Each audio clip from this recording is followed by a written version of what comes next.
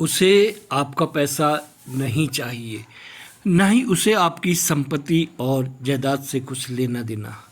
उसे अगर चाहिए तो आपके और आपके परिवार की कुशलता। इसीलिए उसे उस खास दिन की बेसब्री से इंतज़ार रहता है जिस दिन वह आपके हाथों में वो सुरक्षा कवच के रूप में एक धागा बांधती है और ईश्वर से दुआ करती है कि आपके जीवन में कभी भी कोई परेशानी ना आए। जी हाँ, मैं बात कर रहा हूँ हमारी बहनों की, और प्रतीक्षा हो रही है हमें रक्षाबंधन के पवित्र त्योहार की। दोस्तों, यह सिर्फ कहने की बात है कि रक्षाबंधन के दिन भाई ही बहन की रक्षा करने का वचन देता है।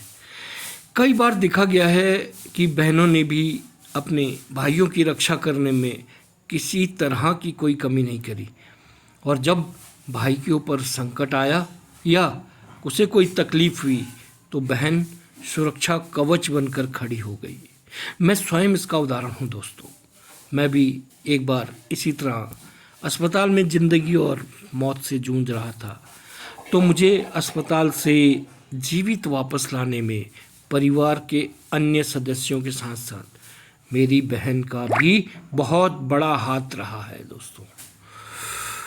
अगर आप पिछले कई सालों से या पिछले साल ही अपनी बहन के पास राखी बंधवाने किसी कारणवश नहीं जा पाए तो इस बार अवश्य जाइए। उसकी आंखें आपकी प्रतीक्षा में हैं, वह तरस रही है आपको देखने के लिए, और यह विश्वास रखिए कि उसे आपसे कुछ नहीं चाहिए यार, कुछ भी नहीं चाहिए आपकी सलामती के सिवाय। मुझे याद है कि बचपन में बहन को कुछ रुपए देने के बजाय हम उसके पास जो हमारे बड़े भाई लोग थे उनके पास जब राखी बांधती थी तो उससे जो पैसा एकत्र होता था तो वो पैसा हम उससे मांग लिया करते थे, और वह भी उन पैसों को देने में खुशी खुशी से दे देती थी। वो पैसे कोई आनाकानी नहीं करती थी दोस्तों। तो आइए इस बार भी इस रक्षाबंधन के पवित्र त्यौहार को अन्य तो त्योहारों की तरह खुशनुमा बनाएं। आप सभी मित्रों को और आप सभी भाइयों को, सभी बहनों को इस पवित्र त्योहार की बहुत बहुत शुभकामनाएं।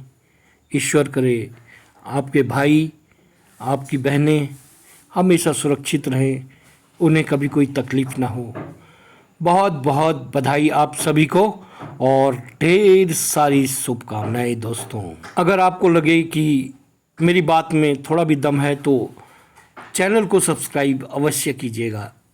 बहुत बहुत धन्यवाद। मैं आपका बुढ़ाकुटी भैजी।